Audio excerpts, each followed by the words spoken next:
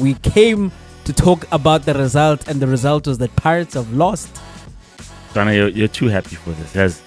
It's not joy. It's not joy. I'm not deep down. No, course deep down. I'm a fan of football. I'm a fan of South African football. I'm here as an unbiased voice overseeing what is happening in the landscape of South African football.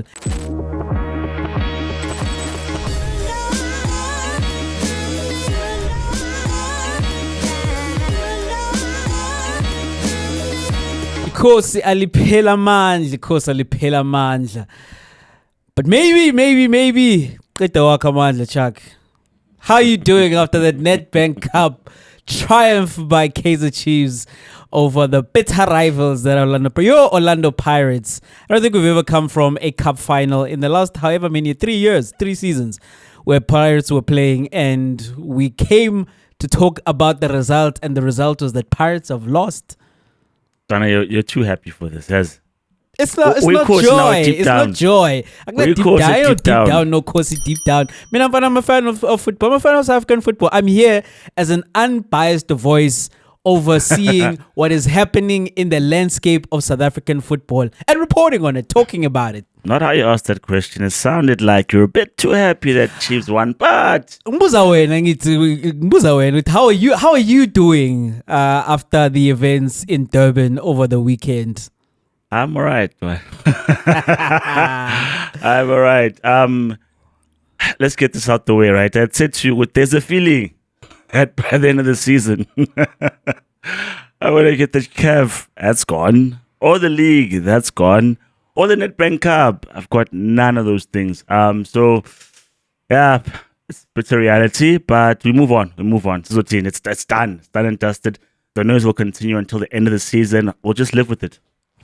We'll live with it indeed. And that's where we start, right, Chuck? Yeah. Getting into the result, of course, Kaizer Chiefs coming through as 2-1 winners against Orlando Pirates in the Nedbank Cup final, taking the lead once again against Pirates, losing it, but coming back to win the game and to win their first trophy in 10 seasons. And to begin with, what did you make of the match? What do you make of the result for Kaizer Chiefs ending their trophy drought? The match, it was, we sat here and did a video in terms of what do Chiefs need to improve to make sure that they win the Nedbank Cup, what did Pirates need to improve to win the Nedbank Cup, and I felt Pirates didn't do the things that we looked at in terms of their midfield getting better. Instead, Chiefs' midfield wasn't as good as the first game, but they had better possession in that area. They utilized that ball. Should I say better? Because I watched that game and I was like, there's no way we're we're still 1-1. There's no way we're losing to this team because the momentum was beginning to turn, right? I was seeing Chiefs play loose balls and I'm like, guys, the muntu pass the ball and the ball goes out for the throw-in. I was like, no ways we're losing to this team. It happened anyway. But yeah, that whole derby thing with the form goes out the window, tiredness, Pirates are tired. You could tell that late in the game, mentally they were not there. Riveiro made subs. It didn't change anything because the squad is tired. You could see Abu Telpi, yes, he's more the fresher one, but the regulars of the season, I think, took his toll basically on the team because he's the one with the loose pass. And all the time, I think for the last 15 minutes of that game, there was like 2 or 3 defenders that Pirates were leaving behind, and you're like, guys, why are you playing this risky football? You are the better side. You can keep possession much better. But all in all, man, no one really shone in a Pirates jersey. No one really shone. The people who were upset, Tito, not good for Pirates, I can't defend him off that game. I can't, because there were so many times where you're like, Tito, the player who wants the ball is right in front of you. No need to hold it, no need to turn around, pass the ball. So even I couldn't defend him on the day, you know. So the one thing I'll mention is that I don't remember or recall a time where Mfukeng had the ball 2 feet. The entire game, I don't recall. If it's happened, probably once or twice maximum. All the balls that were coming his way were aerial duels, were 50-50s, whereas Nkota got the ball 2 feet, and yes, it wasn't a lot of times because I think Chiefs were solid defensively, were disciplined enough. And I thought to myself, why not switch wings and make sure Mfukeng gets the ball, because once he gets the ball, everyone else gets playing. He doesn't have the issue of going past his man or whatever because he thinks better. He uses the ball much better. He brings the team into play. So that for me was like, Pirates, this is a pattern. The entire first half he hasn't played. Same as the first derby, right? Second half they made changes. He was on the ball, the results were the results, 2-1. And so none of that was altered. Bata missing, Makaula missing. With Chiefs, yeah, we spoke about Kele coming on and being a difference maker. Not really, because that's how poor the midfield battle was, because Pirates were non-existent in midfield. Chiefs were careless with the ball because Ungo were again on the bench, and we thought to ourselves, after that game that he had, you certainly have to put him next to Kele. They'll cook. He was on the bench. Yusuf Mart, not stellar, but with the winning goal, I guess Chiefs fans get to laud his name instead of always being disappointed about Mart again. So he scored a goal that was great. But all in all, Jay, I know finals tend to be cagey, and they don't have the quality of maybe other games where there's less at stake. But congrats to Chiefs. I think that must be said, I guess, at some point from this Pirates fan. Congrats to Chiefs. I think what I was telling are the subs. Because like I said, when Riveiro made subs, not much change with Pirates, but the bringing on of Utuprea, Nomdu, I think that was great for Chiefs. That did change and send the momentum. That made them dangerous in the final third, and it finally paid dividends. So, yeah, all in all, it was disappointing because I was at a sports bar kind of a thing. And I'll bring this up. We outnumber the Chiefs fans, as I said, which the numbers aren't quite. There's more noise when Chiefs wins, ne? Marantana, we're catching up. It's not true. It's not true. And this past weekend absolutely proved that I was down in KZN. Yeah. Actually being similar as Guamex, watching the game from there. To Ikeza, the noise was different. Even to when Orlando Pirates did equalize, and even afterwards, like the scenes, and the scenes are partly as a result of it. It's been a long time, right? Yep. But in terms of the game, Chuck, I think the coaches won and lost it for me. One of the things that did stand out, like you say, is not seeing Urele in that game, not seeing him affect the game, not seeing him get the ball enough times to affect the game. When I contrast that, for example, to the player who I've called the best Kaizer Chiefs player this year in 2025, Pulemodi saw a lot of the ball, and Kaizer Chiefs made a concerted effort to get the ball to him. It didn't result in goals, but I imagine if a Rele did get to see the ball that much or as much as Onkota, then it might be a different result. You know, I just think sometimes, man, yeah, you plan tactically, right? But and this is the job of the coach, that you must try to get your best player on the ball as oftentimes as possible. I think about that Yamal performance in the second leg, particularly against Inter Milan, even though they ended up losing that match, and even though Inter Milan did strategize to ensure that the ball doesn't get to Yamal, but Barcelona, between their coach and their players, made sure that the ball ended up in Yamal. That yes, we've got plans, we've got ideas, there are tactics, but as well, there's room to say, give it to the best guy and say, here, take us there. You know, and you see, like, the reason Ayan Soma gets the man of the match in that game is because of his performance to what Yamal was doing, because Yamal was launching those shots at his goal. And that's what I wanted to see from Orlando Pirates, like, get the ball to the guy who you entrust, not only to affect the game in terms of what he does outside of the box, but with his goals as well. Because the reason you do play, and this is the debate we're having, the reason you play Mahopa ahead of Mabasa is that as much as he did score, that is Mahopa with his head in that game, he's not the chief goal scorer in that number 9 position, right? So he plays more as a false 9. And if you're going to play a false 9, then that means the burden of the goals falls to your wingers, your other offensive threats. In the case of Orlando Pirates, that is Onkota and that is Urele, and Rele is the better of the two. He's the best finisher outside of Mabasa. When Mabasa's not on the field, he's the best finisher on the field, you know, so you want to see him more, but you didn't see that. But in terms of coming back to saying that it's the coaches, for me, yeah, it is those subs, right? Because when Nabi subs on Ox, I'm sitting there watching, like, what are you doing? Are you defending, trying to play for extra time? What is happening here? And the result is that you see Riveiro respond by putting on Udlamini. He brought on Mabasa as well, right? And he took off Omakaula, which was the game for me, because then at that point the response from Nabi is that he puts on Utuprea, and he also put on someone else who I'm forgetting now. Do or die, Chavala. I don't even know how I'm forgetting, like, because Umtu changed the game. Yes. He put on Umtu as well, and the consistent pace in that Kaizer Chiefs attack, in the absence then of Makaula on the field, was what won the game for Chiefs, because the goal from Umar, it comes from the involvement of Umtu, right? It also comes from Dupré making the runs. Prior to the goal, there was another occasion where Chiefs could have had a goal, and Umtu was at the center of it as well. So I think that's where the game was won and lost. And in terms of Kaizer Chiefs winning the whole thing, it's great for South African football, Chuck. I know you hate that, but it's like great for South African football. It is great. Number one, it's great for the Kaizer Chiefs fans. It's great for the Kaizer Chiefs fans, the ones who've stuck with the team, not the ones Abavela corner from hiding, where we didn't know. Where I had people tagging me on social media like, "How you a Kaizer Chiefs fan? Since when? I've known you for a few years now. Like, where do you come from?"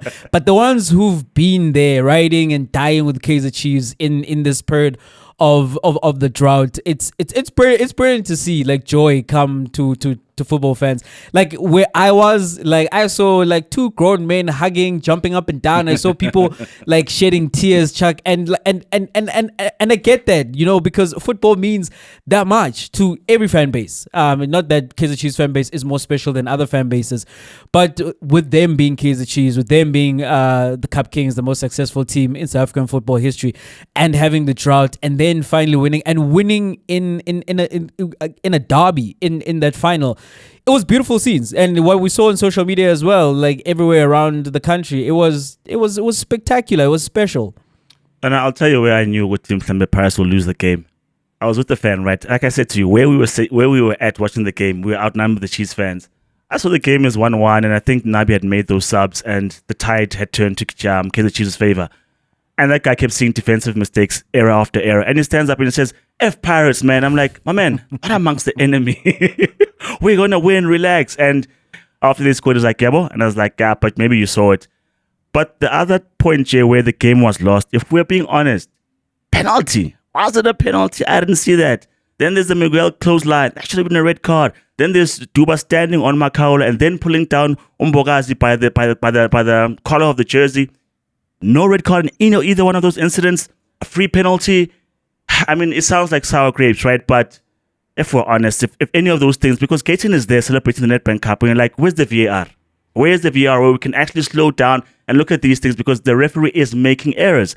So it's another victory where you're like, if only the officiating was clear. But I mean, with the penalty, it happened early enough that Pirates were able to respond. At the point where it's level pegging, okay, the game is still open. But I think if Chiefs are a man down, if Duba gets sent off, it's a completely different game altogether. If Miguel gets sent off, it's a different game altogether. Pirates probably win that game because Chiefs have to then chase. But they shut up. We'll never know. If Dupré was called for the offside in the semi-final against Sundowns, maybe they're not here. We'll never know. These are things that happen. And as someone who does support Sundowns, who's heard the accusations of a backdoor star, these things happen in football. It levels out. It really does suck when it happens in the biggest of moments, because you do circle back to those moments and you wonder, right? Because if it wasn't even a penalty, there's no goal. Mm-hmm. And then if you do get the red card, there's a man advantage. And there were periods in that game for me, the middle part of the game, I thought I saw some of that mob justice football. There were times where Pirates, I felt like, were playing at that highest level that we saw them throughout the season. Not consistently throughout the final, but Chiefs did well to weather that storm. And I guess we won't ever know. Maybe if there's VAR and the minister, as you say, was there and he's been promising VAR, maybe it's a different result we'll see going forward. But as well, to see government Twitter pages, social media pages congratulating Kaizer Chiefs. I've never seen anything like this before. What is happening here? Not for winning a Champions League, not for winning a Club World Cup or something else, or like an invincible season. No. For winning a Nedbank Cup final. Donna, as I was like, I don't know if it would have happened with Pirates as well, because I think it was a Vodacom ad. I was sitting there at that sports bar, and the ad comes on, right? Way after the door, because I'm a highlights analyst saying their thing. Well, the advert, Vodacom. They show Chiefs and Pirates fans. Then the number pops up 1. But no 1, 2-1. I'm like, What the heck is this? How is Vodacom that quick to update with the Chiefs to win a 2-1 and they've got an ad for it? I was like, namasik 2-1 la. Everyone's been dying for a Chiefs win, Chuck. And it happened. You know what? The Chiefs win happened, right? And we speak about the champions first before we go to Pirates. There are rumors that now you might just leave at the end of the season, right? Because Kaizer Chiefs, there are rumors. Can you tell us straight what is he going? Is he staying? And all he had to say was that we'll review his performance because yes, we've won the cup, which is great, but also it's been quite inconsistent. So we'll see what happens with that one. Other journalists are really running with it, saying that it's done, signed and sealed. At the end of the season, he's going. Jay, do you think he should go? Because yes, there is truth to the inconsistencies, but there's also a cup. He's been saying that he needs time to build, and thus far, while in the process of building, while we're lamenting about the players, there's a cup they've had already. So do you think Chiefs should part ways with Nabi, or do you still keep him and continue with the project? No, Chiefs should not part ways with Nabi, and this is not reacting to him winning the cup. Although winning the cup, I do believe it should count for something, right? Because ultimately, you've been brought into Kaizer Chiefs as the newest Kaizer Chiefs coach to start another process of rebuilding the team, but to get the team out of the drought of not having won trophies for as long as they hadn't, and they did. They won the trophy, and because of how things worked out as well with the top two teams in the league, they're also in the Confed Cup, a competition which Nabi has gotten to the final in. So Chuck, no, I don't think they should part ways with him. Like he signed a 2-year contract with an option to extend for a 3rd year. This is the first year, obviously, and this would be the second year if he is coaching Kaizer Chiefs into the next season. And my belief, which is something that I've said from the very beginning before we saw any results with Nabi, is that give him at least 3 transfer windows. He's had 2, right? The one at the start of the season, the one in January. Now, which is the big ones, of course, are the ones that happen in the off-season. There's another big one coming up. And as I'm saying, there is the momentum and the confidence of the cup win, and there is the prospect of playing in the Confed Cup, which means you do need players. You know, you need a squad. We did a video. You can go back and watch it where we were comparing which players should stay and should leave, and there was a majority that we said should leave, which means Chiefs are in a position where if they want to build on this cup win, they need players, and I think him already being in the first year of the project, it's not been a great year. Let's not beat around the bush about that. Let's not confuse that. I'm not saying look at his performances in the league, they've been brilliant, but in terms of the entirety of the body of work, there is the cup win in the Nedbank Cup where they lost in the other cup. Well, they went in the MTN8, so forget about that one. Where they lost in the Carling Cup was against Sundowns, and it was a thrashing, and I believe, though, the result of that being what it was, where Sundowns won 4-1 against Chiefs, was because of how close they were in the league game, where Sundowns only won 2-1. And as a result, Nabi made the mistake that they're close enough to Sundowns, they can go pound for pound, and they were punished. But then you saw in the subsequent games against Sundowns, there wasn't that naivety, right? So it was much closer, even knocking them out in the Nedbank Cup semi-final.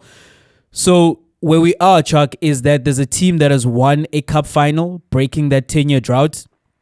It's also a team where in the league, where we see them week in, week out, they've had statistically their worst season in the PSL, right?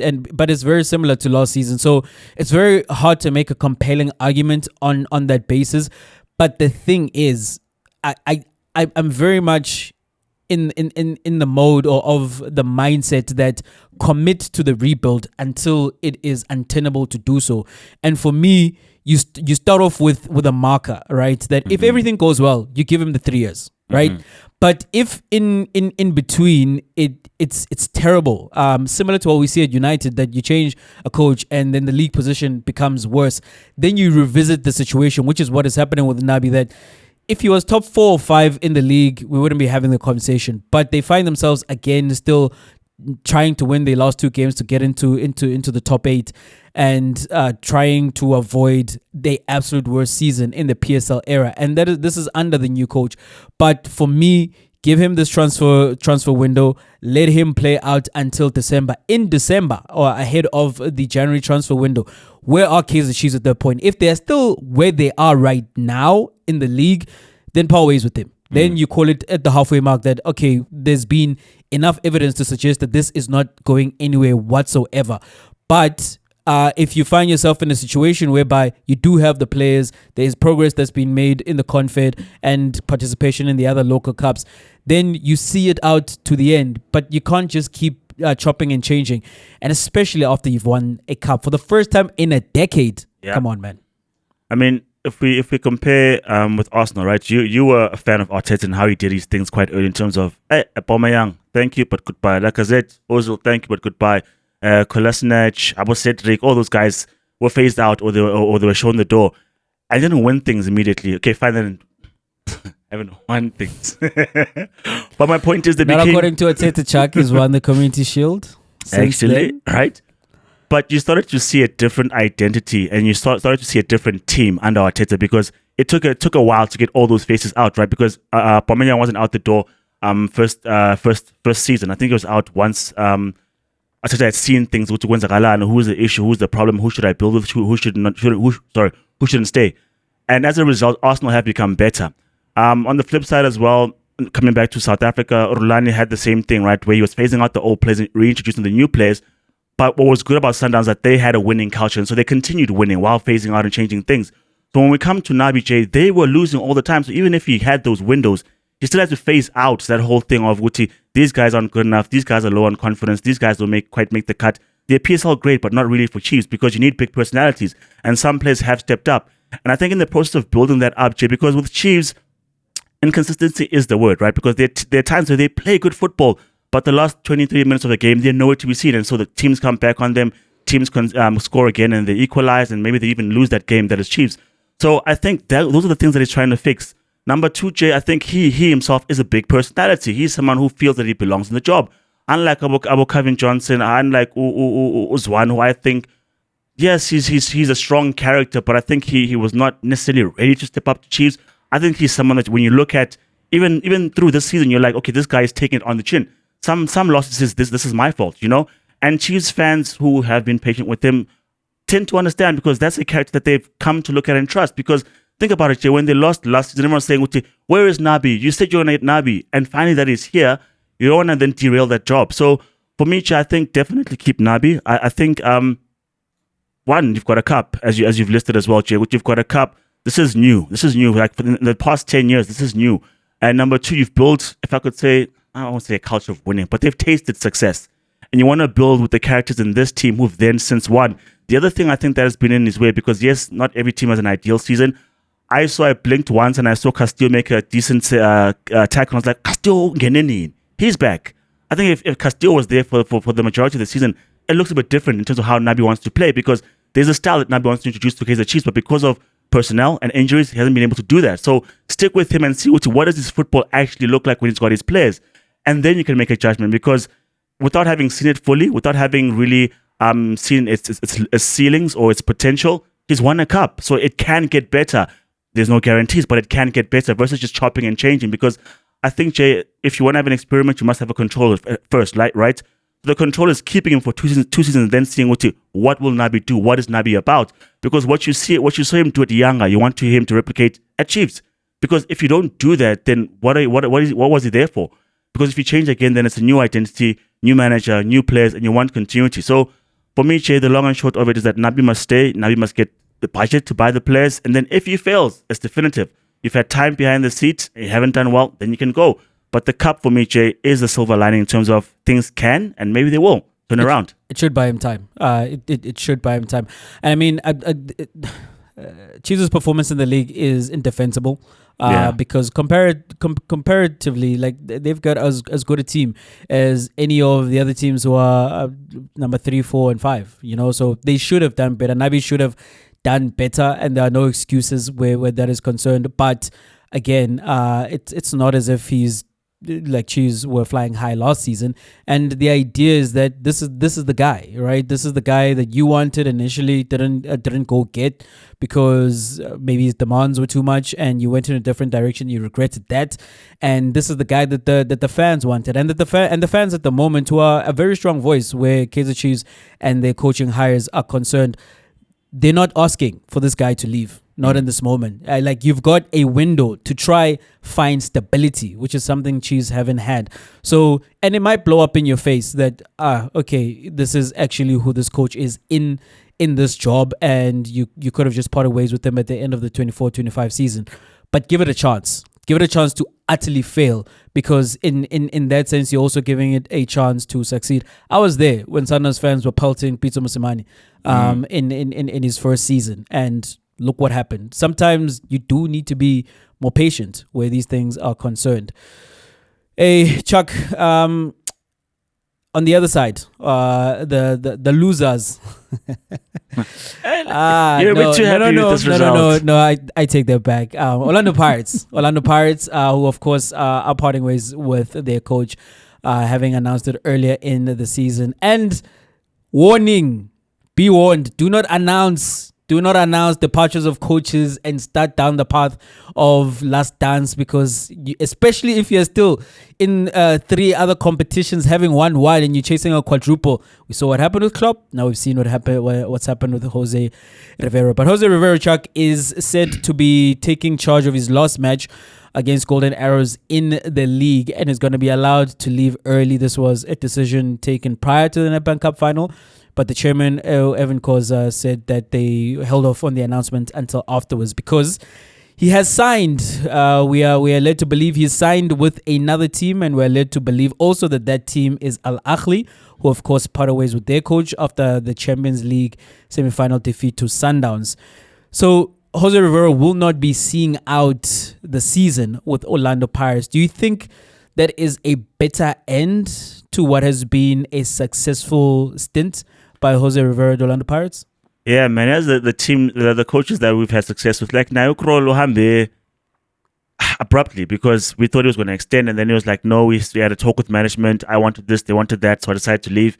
That was Kroll. And then at the start of a new season, we've got someone else. Oh, Omichu, I thought he was going to give us a decent side, right? And then there was a scandal, then he left. Or Riveiro, yes, we've heard that he's going to leave at the end of the season, but for it to end like this, I think it doesn't quite.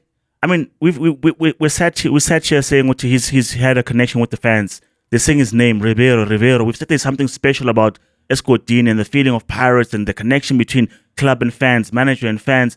And for it to end like this, for me, it doesn't quite make sense in terms of, yeah, fine, his future secured, he's signed with another team, he's negotiated, that's happened.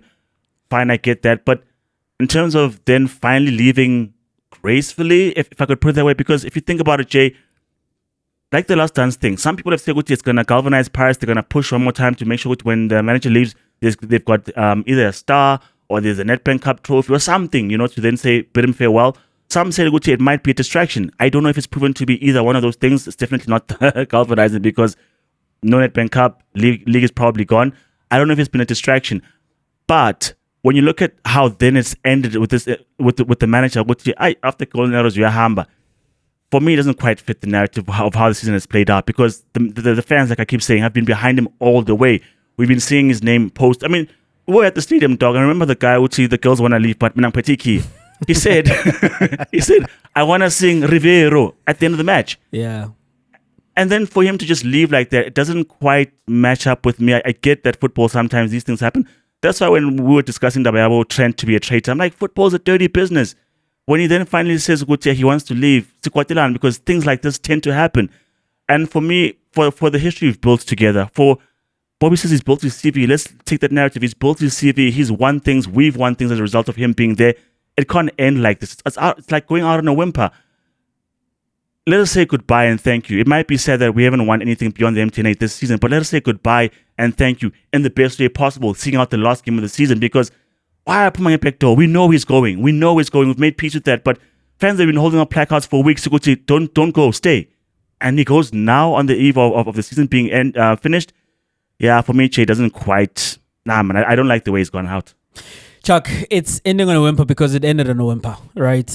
We were on the precipice of Orlando Pirates achieving the absolute greatest season in South African football history, where, as we were saying, I mean, it was a long shot. Let me know. Let's not put it as if they were favorites and they choked. I don't think that's what happened at all. I think a lot of things came together where number one is football. These results happen. Number two, as you noted, that Pirates have looked tired in some matches. It's been a long season, not only starting in the MTN 8, but also in the prelims of the CAF Confederations Cup. That's 4 matches you have to play before you get into the group stages. And it didn't end in a fairy tale. It in fact ended in, as you say, it was anticlimactic the way that it did end, where Pirates will end the season with just the MTN 8 that they won back in October, and the league is gone. So they got, of course, defeated in the final Nedbank Cup final, and they were knocked out of the Champions League. All of these things have happened in recent times, and for me, Chuck, the season is over. For to all intents and purposes, the season is over. Ceremonially, I get what you're saying in terms of you want to have the sense that you saw it out until the end being the final game of the season. But the final games of the season are going to be inconsequential. Sundowns are going to wrap up the league. There's no other final out there left for Riveiro to play.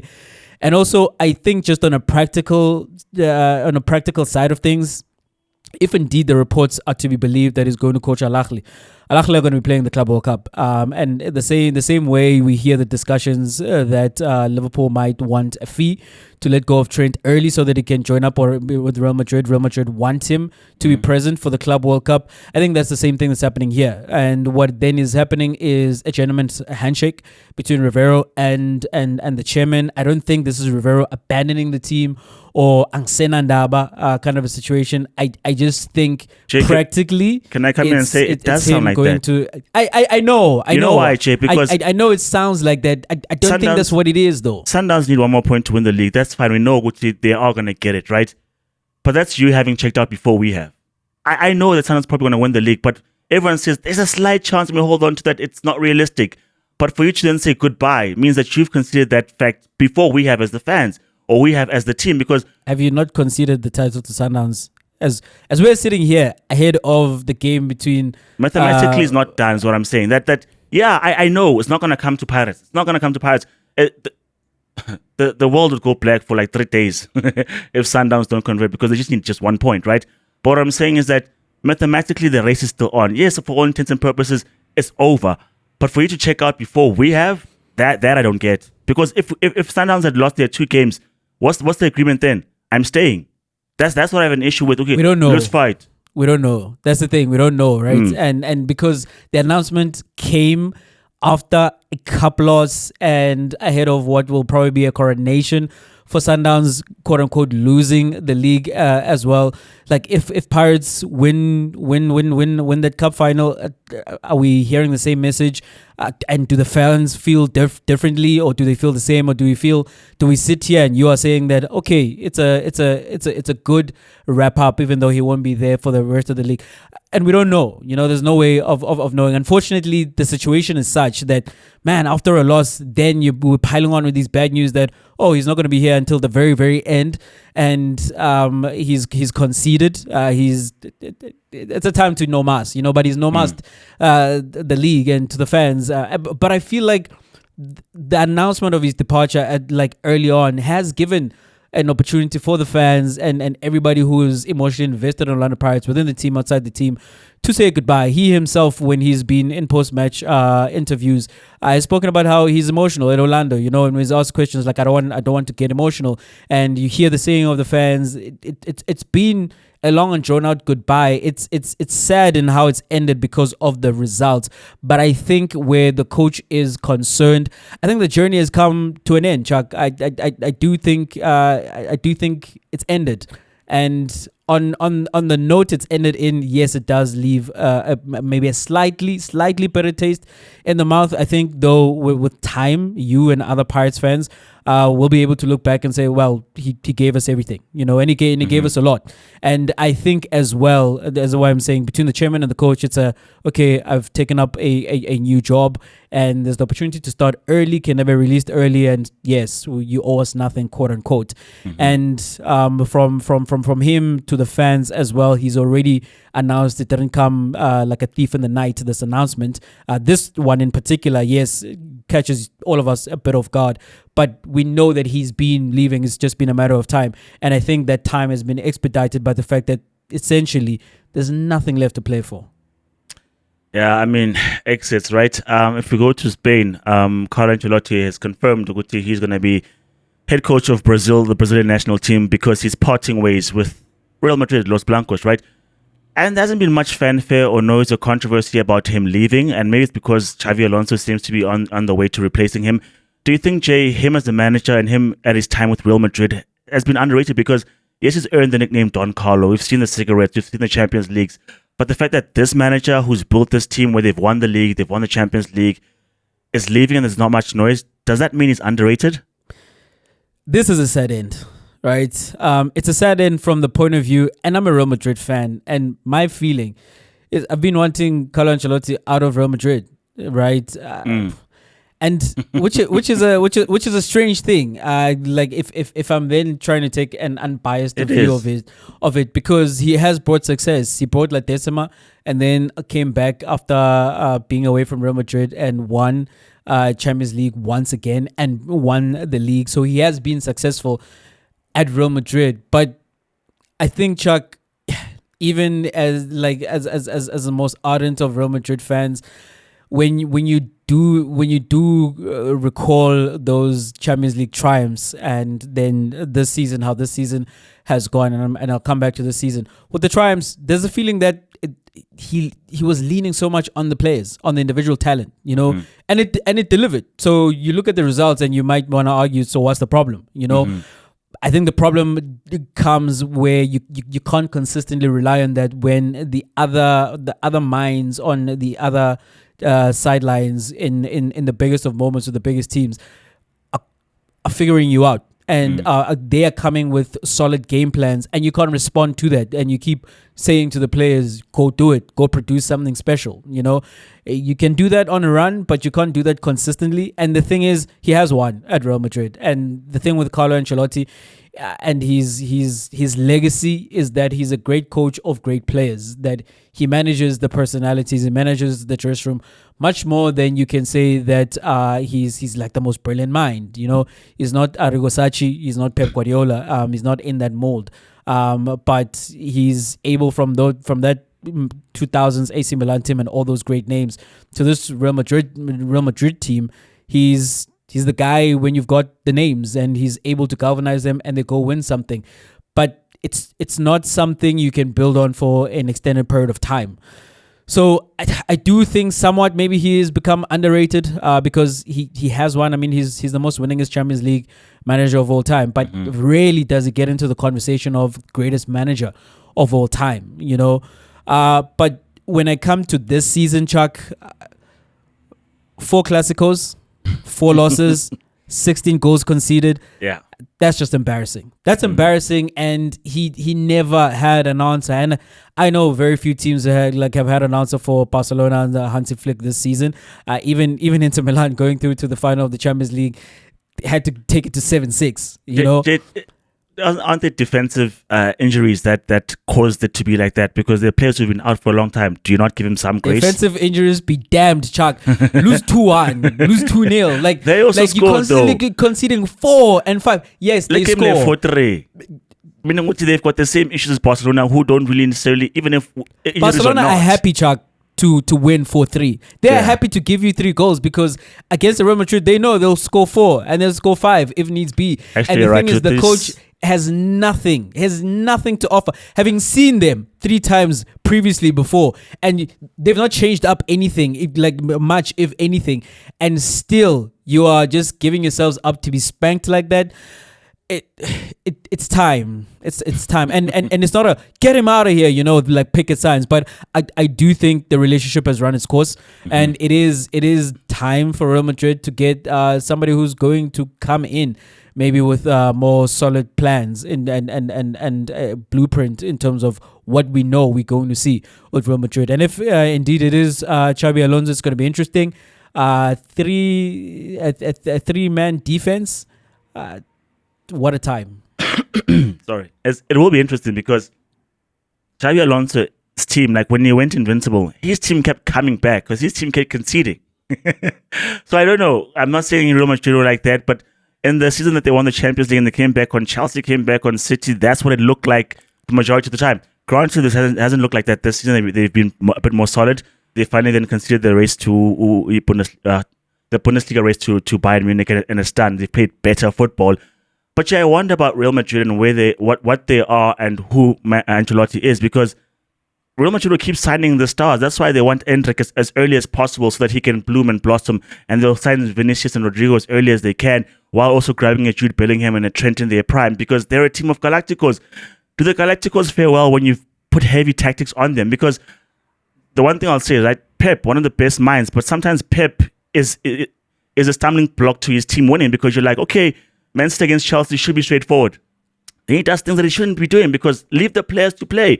And I think Ancelotti understands that, and that sometimes if you've got the guys who are good enough, who can play football, what else am I going to teach you? Play, because you're out of the world in your position. You're probably number 3 or number 4 in terms of your position in the world. And so, yeah, I can give you tactical information, I can give you positional information, but play the best way you see, because Siachima, don't we? There are rhythms, there are patterns that we play, but play. Because I think about it, when people talk about Sir Alex Ferguson, as glowingly as they do, he's never there in the tactical conversations. He's there about man management. He's there in giving them heart and passion and building a team that wins like that. So for me, Jay, I wonder, is it always that we need someone who's tactical? Because look at Diego Simeone. He's got this defensive team and they're stout and they're what. He's got limited success. Granted, he's playing in the league with Barcelona and Real Madrid, so he won't win much. But there's an identity there. There's a culture there. But has it bore fruit? I don't know.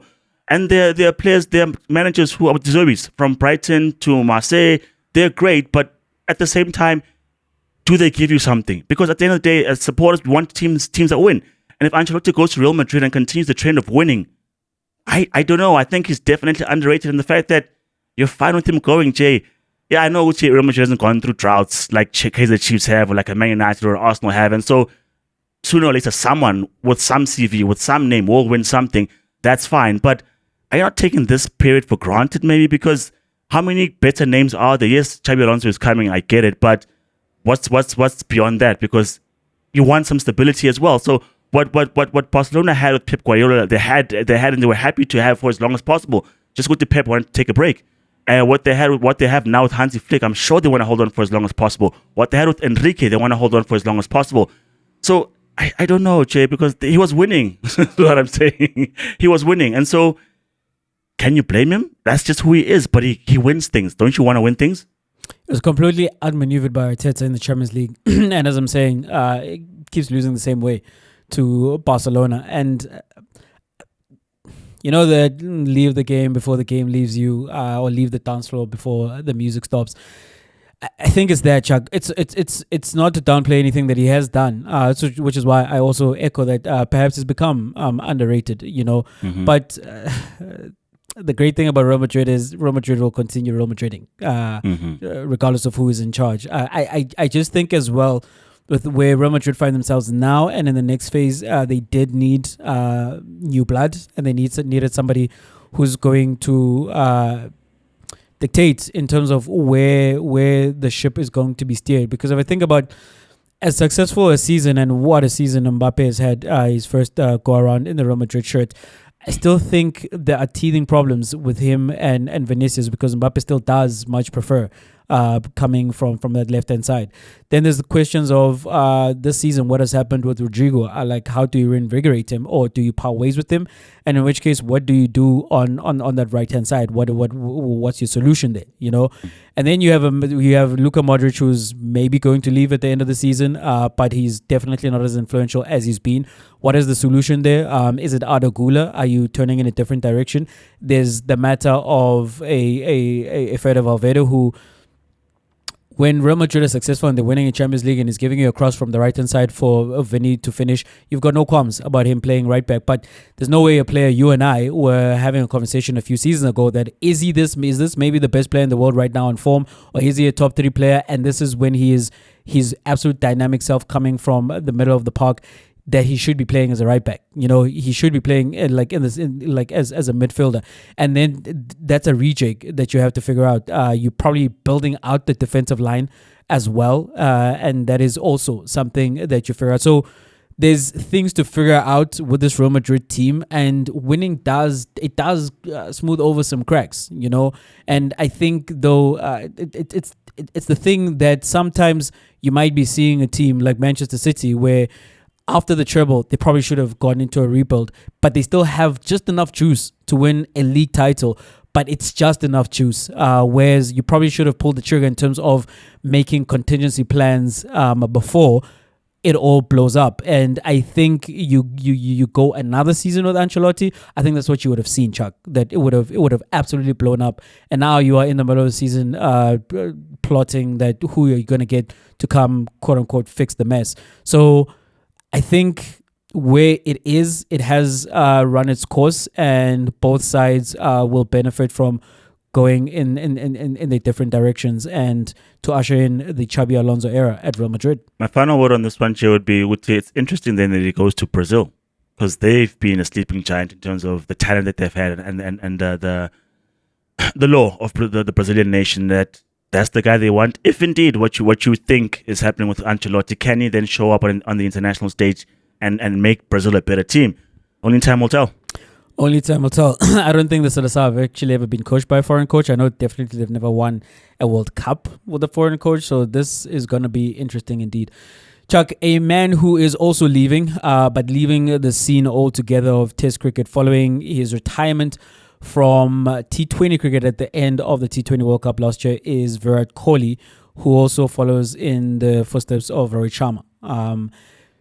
And what's left for them is the ODIs. How do we think back on the careers of these two greats, particularly Virat Kohli, the mega superstar that he's been in modern cricket? I think they'll be fine with the white ball cricket because they're England, and they play that.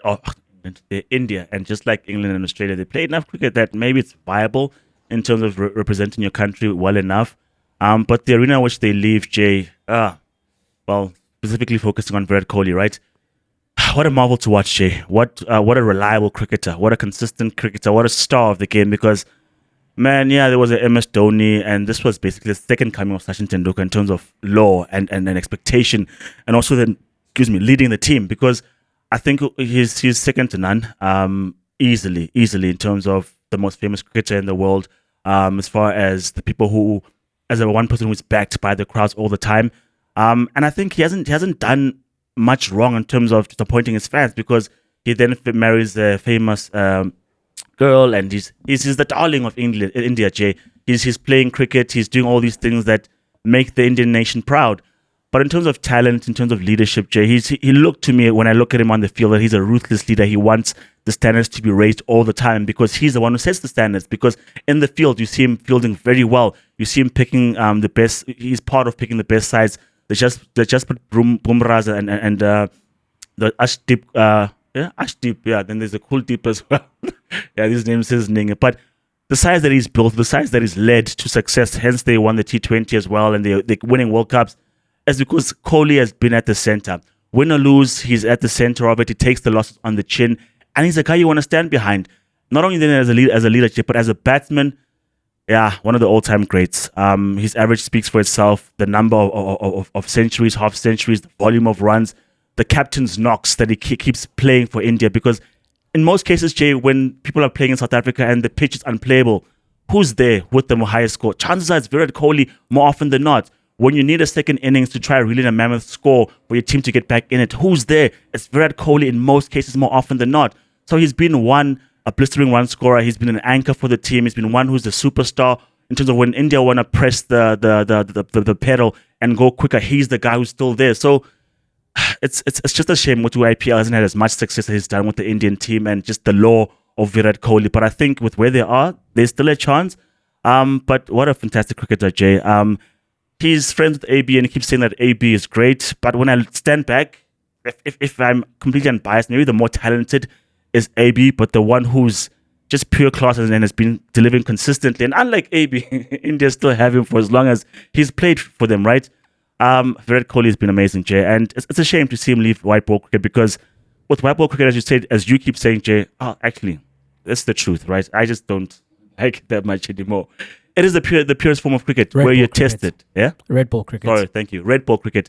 it is the game in its purest form, where you get to face ball after ball, test yourself in terms of your endurance, in terms of your reading of the game in different situations, different moments, and you pace your innings, right? And he plays even in that format quite well in terms of pacing his innings, giving a lengthy knock where he contributes to the team's success. So I think, Jay, it's a big loss in terms of seeing that particular talent on that arena, because maybe that's where cricket is going, because you want your premier event to have your premier stars, and for the fact that he's quit all those other things, Suksale white ball cricket for India, I don't know if it says something about the state of cricket, but it is quite a shame.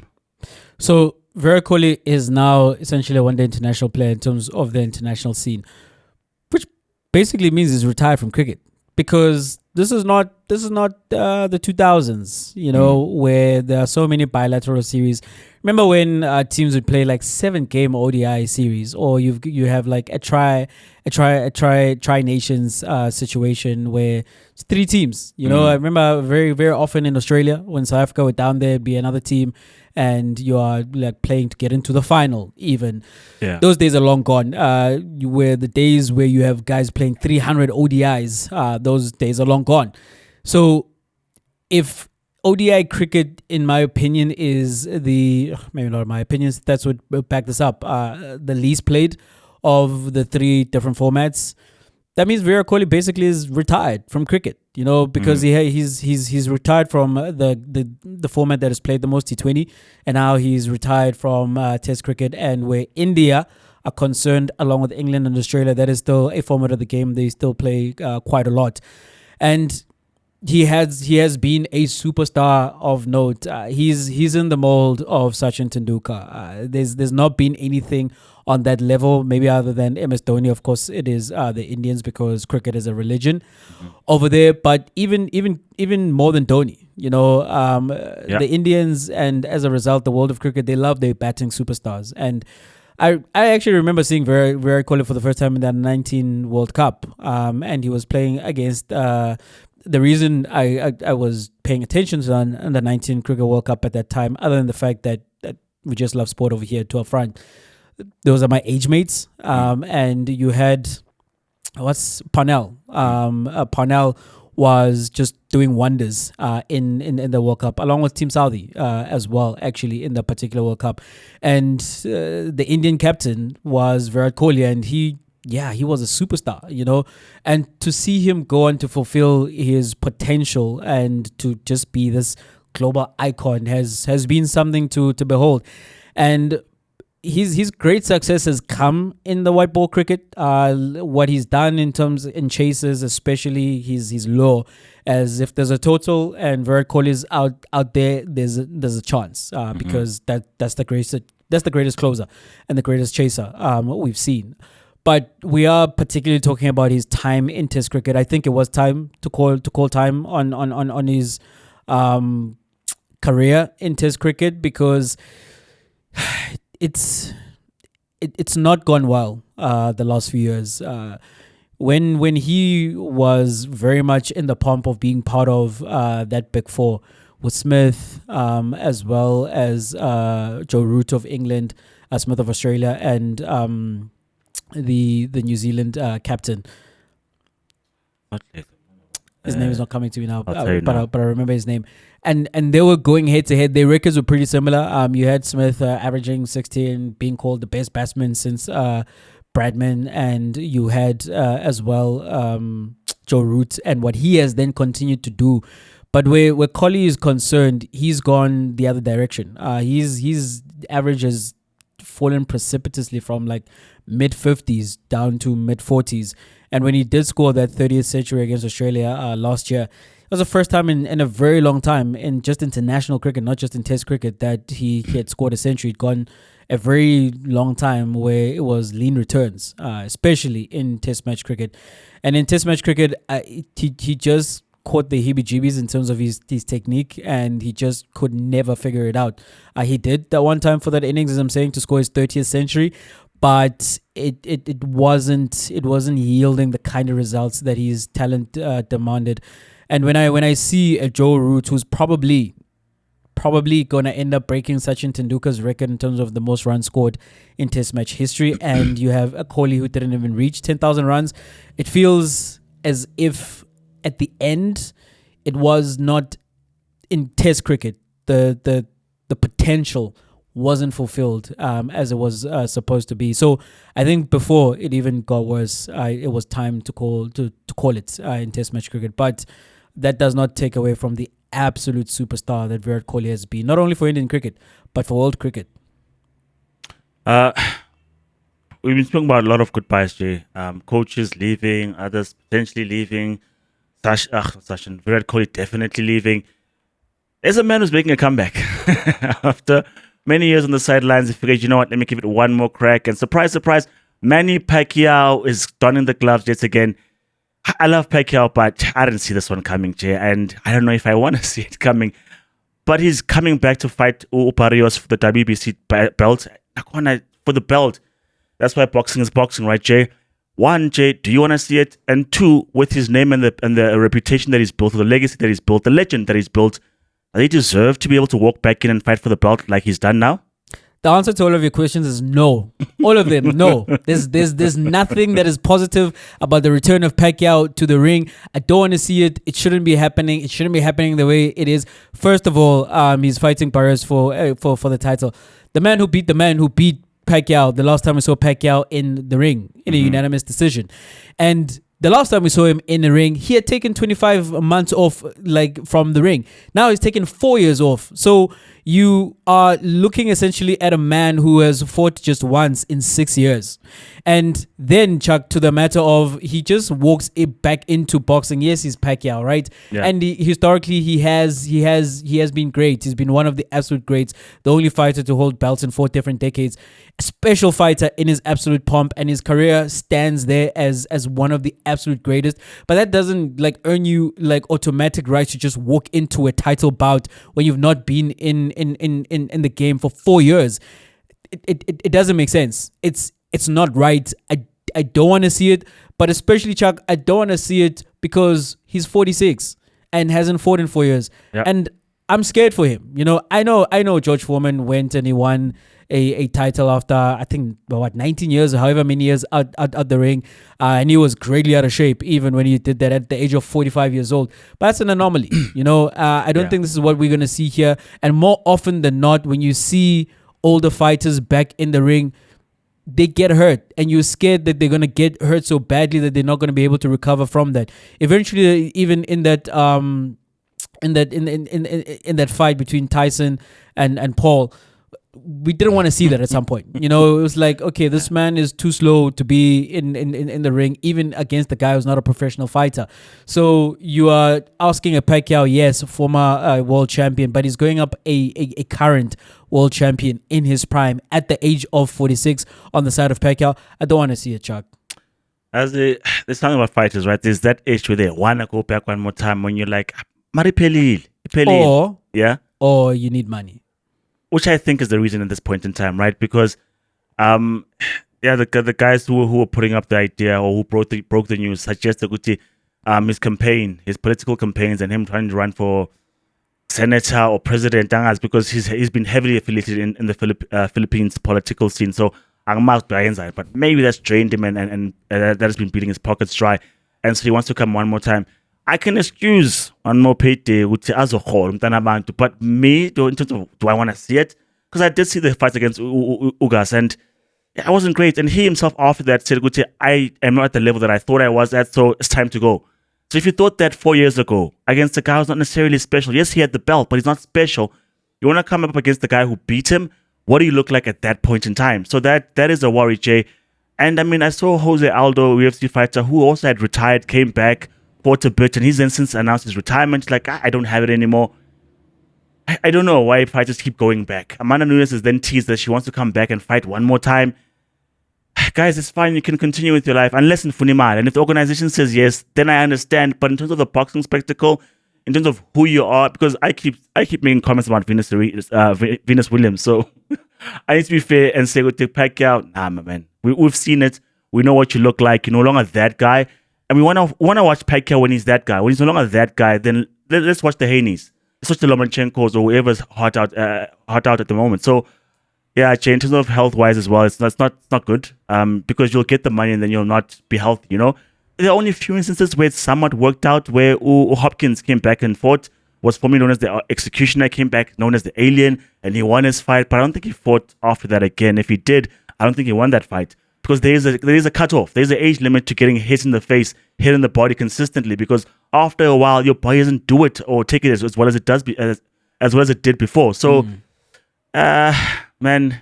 It's happening. There's nothing we can do. It's sanctioned. WPC, Vumile. It's going to happen. People are going to fight. And there's going to be some intrigue in terms of what does he look like? Let's see. Is he in shape? Are those combinations still there? He's going to have his footwork and head movement. There's going to be some interest and some intrigue, but really it shouldn't be happening. If anything, a Basni exhibition, Mayweather versus Pacquiao. That's literally what I was going to say. If it's a money thing, the exhibitions are a thing now. Yes, right? they are. And they pay big. And Riyadh is a thing as well. Call up Mayweather and call up whoever else, and you can make it happen. You can get easy $20 million or more, even whatever the case may be. This will be the rematch that we never had. You know, it won't be, but like you can bill it as that, and we'll watch it. We keep watching these exhibition fights, however much we feel that they're not real boxing. So if it's a money thing, yeah. But if it's about fighting, you still want to test your heart out because you've got the heart of a warrior. For the WBC belt, because if say somehow Jay proves us wrong and he wins that, he's gonna defend again. Jay, then it's not good at 47 at that point. Nah, man. I hope he doesn't get hurt. I'm praying because I know he's a praying man. I'm praying that he doesn't get hurt and that he has enough sense to walk away from boxing. But then, of course, if he wins, like, we're gonna come back here and talk about what the greatest comeback that's ever been seen. But I highly doubt that will happen. But anything can happen. It is high level sports. At the end of the day, these are things that happen, and these are things that we talk about and we'll continue talking about right here on Two Upfront. If you have reached this point, you've not yet done so, or you've continued to watch the podcast right here on YouTube and you haven't done so, please do subscribe to the channel. Please do like our videos. Please do share them far and wide, and do comment. We absolutely love hearing from you, even when you tell us that we know nothing of what we are talking about. We welcome that as well. Let's know nothing together. And you can continue the conversation as well on across all social media platforms. It is at Two Upfront Pod. I am at J_Mzulu. Chuck is at Chuck2Up. From myself, Jay, like Pirates, like Riveiro at the end, I'm outie. I'm a bit too happy. A bit too happy. Look, congratulations, Chiefs. But if you want a place where you can run away from the noise, because it'll happen, it'll come for a long, long time until the beginning of the next season. Come here next week because we'll be talking about other things besides Chiefs, and you'll find some peace of mind. This is Chuck, and I'm out.